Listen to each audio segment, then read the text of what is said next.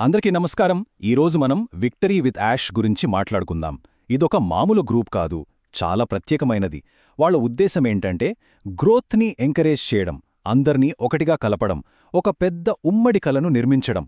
ఇంతకీ వాళ్ళ రూల్స్ ఏంటి, మెంబర్షిప్ ఎలా ఇస్తారు, ఆ విషయానన్నీ వివరంగా చూద్దాం. సరే, అసలు విషయంలోకొస్తే ఒక పవర్ఫుల్ కమ్యూనిటీని ఎలా కడతారు అంటే, అందులో ఉన్న మెంబర్స్కి స్ఫూర్తినిస్తూ వాళ్ళని పైకి తీసుకెళ్లే ఒక గ్రూప్ని ఎలా తయారు చేస్తారు? ఆలోచించాల్సిన విషయమే కదా, ఎందుకంటే ఈ ప్రశ్నకు సమాధానమే వాళ్ల సక్సెస్కి ఒక బ్లూ ప్రింట్ లాంటిది. ఇప్పుడు మనం దాని గురించే మాట్లాడబోతున్నాం. రైట్. ఇక సెక్షన్ 1, ఒక పెద్ద సాహసోపేతమైన ఉమ్మడి కల. అసలు ఈ కమ్యూనిటీని ఎందుకు స్టార్ట్ చేశారు, దాని వెనుకున్న అసలు ఉద్దేశమేంటో చూద్దాం. అయితే ఒకటి, ఈ కమ్యూనిటీ అందరికోసం కాదు. ఇది చాలా ప్రైవేట్, ఇన్విటేషన్ ఉంటేనే జాయిన్ అవ్వగలరు. మరి ఎవరికోసమంటారా? పర్సనల్ గ్రోత్, బిజినెస్ స్కిల్స్ మీద విపరీతమైన ఫోకస్ ఉన్నవాళ్ల కోసమనమాట. అంటే ఇక్కడికొచ్చేవారంతా ఒకే మైండ్ సెట్తో, ఒకే లక్ష్యంతో ఉంటారు. చూడండి ఇక్కడ ఏముందో, దార్శనికులను, సాధకులను ఒక పెద్ద సాహసోపేతమైన అందమైన ఉమ్మడికల చుట్టూ ఏకం చేయడమే మా ఉద్దేశం. ఎంత పవర్ఫుల్ లైన్స్ కదా! ఇదే వాళ్ల నార్త్ స్టార్, వాళ్లను నడిపించే శక్తి. ఓకే, మరి ఇంత మంచి కమ్యూనిటీలో మెంబర్షిప్ ఎలా వస్తుంది? అదే మన సెక్షన్ 2, సభ్యత్వానికి మార్గం. ఈ జర్నీలో భాగం కావాలంటే ఏం చేయాలో ఇప్పుడు చూద్దాం. ఇక్కడ ఒక విషయం చాలా క్లియర్గా గుర్తుపెట్టుకోవాలి. మెంబర్షిప్ అనేది వాళ్ళిచ్చేది కాదు, మనం సంపాదించుకోవాల్సింది. ఎలాగంటే నిజాయితీ, ఎదగాలనే తపన, నిబద్ధత. ఈ 3 పిల్లర్స్ మీదే మొత్తం ఆధారపడి ఉంటుంది. ఈ క్వాలిటీస్ ఉంటేనే లోపలికి ఎంట్రీ. సో మెంబర్ అవ్వడానికి 3 స్టెప్స్ ఉన్నాయి. ఇవి non negotiable. First, identity verify చేసుకోవాలి. సెకండ్, గ్రోత్ పట్ల మీ కమిట్మెంట్ ఏంటో నిజంగా చూపించాలి. ఇక ఫైనల్గా థర్డ్ స్టెప్, వాళ్ల కోడ్ ఆఫ్ కండక్ట్ని ఒప్పుకుని దానికి కట్టుబడి ఉండాలి. నెక్స్ట్, సెక్షన్ 3, వాళ్లు పాటించే సూత్రాలు. ఈ కమ్యూనిటీకి కల్చరల్ ఫౌండేషన్ లాంటివి ఇవి. అవేంటో చూద్దాం. ఇక్కడ కనిపిస్తున్నవి జస్ట్ వర్డ్స్ కాదు, ఇవే ఆ కమ్యూనిటీ కల్చర్. ఇంటిగ్రిటీ, నిజాయితీ, పాజిటివ్ యాటిట్యూడ్, యాక్షన్ తీసుకోవడం, కొత్త విషయాలు నేర్చుకోవడానికి రెడీగా ఉండడం, ఒక ప్లాన్ని ఫాలో అవ్వడం, ఆశావాదం, ఒకరిపై ఒకరికి శ్రద్ధ, పెద్దగా ఆలోచించడం. ఈ ప్రతి పాయింట్ మెంబర్స్ మధ్య కనెక్షన్ని స్ట్రాంగ్ చేస్తుంది.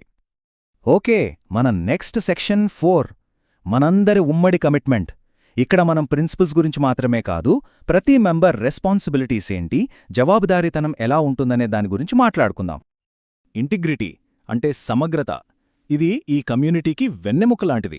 దీనర్థమేంటంటే చేసే ప్రతి పని, మాట్లాడే ప్రతి మాట గ్రూప్ యొక్క అసలు ఉద్దేశానికి, వాళ్ల ప్రిన్సిపల్స్కి తగ్గట్టుగా ఉండాలి. ఇది జస్ట్ ఒక మాట కాదు, ప్రతిరోజూ యాక్షన్లో చూపించాల్సిన ఒక స్టాండర్డ్. ఒకసారి మెంబర్ అయ్యాక ప్రతి ఒక్కరిపైన కొన్ని ముఖ్యమైన బాధ్యతలుంటాయి. అవేంటంటే గ్రూప్ గోల్స్కి సపోర్ట్ చేయాలి, ఒకరికొకరు రెస్పెక్ట్ ఇచ్చుకోవాలి, ఫేర్గా ఉండాలి, కాన్ఫిడెన్షియాలిటీ మెయింటైన్ చేయాలి, అన్నింటికన్నా ముఖ్యంగా కమ్యూనిటీ ఇంటిగ్రిటీని కాపాడాలి. ఇవన్నీ ఉంటేనే ఆ గ్రూప్ మీద నమ్మకం, దాని విజన్ నిలబడతాయి. ఇక్కడ చాలా సింపుల్గా చెప్పారు. లెఫ్ట్ సైడ్ మన స్టాండర్డ్, రైట్ సైడ్ దాని పర్యవసానం. అంటే మెంబర్స్ అందరూ కమ్యూనిటీ విజన్ని గౌరవంతో, గోప్యతతో కాపాడాలి. ఒకవేళ ఎవరైనా ఈ రూల్స్ బ్రేక్ చేస్తే అప్పుడు సస్పెన్షన్ లేదా టర్మినేషన్ కూడా ఉండొచ్చు. ఫైనల్ డిసిషన్ లీడర్షిప్ తీసుకుంటుంది, అది కూడా కమ్యూనిటీ ఇంటిగ్రిటీని బేస్ చేసుకునే. ఈ కోడ్ ఆఫ్ కండక్ట్ని యాక్సెప్ట్ చేయడం అంటే ఏదో ఒక డాక్యుమెంట్ మీద టిక్ పెట్టడం కాదు, అదొక ప్రమాణం. ఈ ఉమ్మడి మిషన్ని గౌరవంగా, పాజిటివ్గా ముందుకు తీసుకెళ్తామని మనస్ఫూర్తిగా ఇచ్చే మాట అన్నమాట.